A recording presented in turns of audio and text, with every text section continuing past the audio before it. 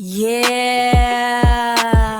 Para sa mga misis na pagod na, at sa mga lalaking feeling hari pero walang kaharian, listen up! Pop! Sabi mo love, pero parang deal lang. Parang negosyo, hati dapat bill dyan. 50-50 daw, yun ang usapan. Pero sino ba sa bahay ang tunay na lumalaban? Siya yung gising kahit wala pang alarm. Bata umiiyak, siya ang unang sandalan. Ikaw na sa labas, oo kumikita ka, pero di mo nakikita, siya rin may gera. Walang sweldo, walang leave, walang pahinga, pero pag nagkulang, siya pa may mali pa. Pag di nakaambag, wala kang silbi, pero kung wala siya, saan ka uuwi? Hindi to math, hindi to hati. Pag-ibig to, hindi kontrata pape. Kung di mo kaya maging tunay na haligi, huwag kang maghanap ng babaeng magiging ilaw mo lagi. Hindi to math, hindi to 50-50. Hindi lahat nasusukat sa pera, pre. Kung gusto mo ng queen, then act like a king. Hindi yung ikaw pa ang princess sa sarili mong ring. Gusto mo soft, sweet, feminine vibe, pero siya stressed out, di na makapag-thrive. Nasa survival mode, araw-araw laban. Paano maglalambing kung ubos na ang laman? Gusto mo sa submissive, tahimik lang daw, pero leadership mo saan ba natunaw? Puro yabang pero walang direksyon. Ikaw pa yung fragile sa bawat desisyon.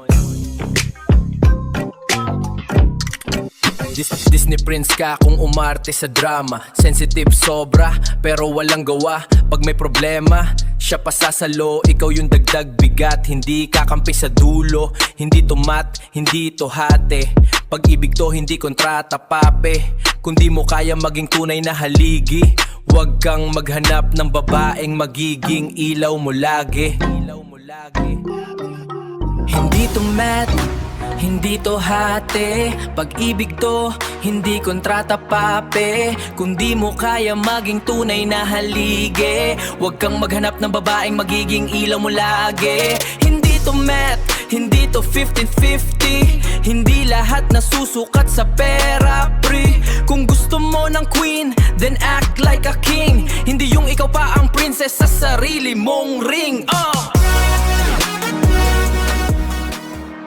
Di mo kayang manganak, di mo kayang magdala ng sakit, ng dugo, ng buhay na dala. Kaya kung may respeto ka pa sa sarili, iangat mo siya, wag mong ibabalagi. Partnership to, hindi kompetisyon, hindi paligsahan ng kontribusyon. Kung mahal mo talaga, di mo ipaparamdam na siya ay kulang dahil siya ang dahilan. Alpha ka daw pero saan ang tapang? Sa salita lang, walang bigat, walang laman. Real man, di lang pera ang ambag, kundi respeto, oras at tunay na yakap. Hindi boss ang asawa, kundi kakampi. Hindi utusan, kundi kalahati ng sarili. Kasi sa totoo lang, hindi kailanman magiging pantay ang sakripisyo ng isang ina. Kaya kung di mo kayang tumbasan, matuto kang rumespeto.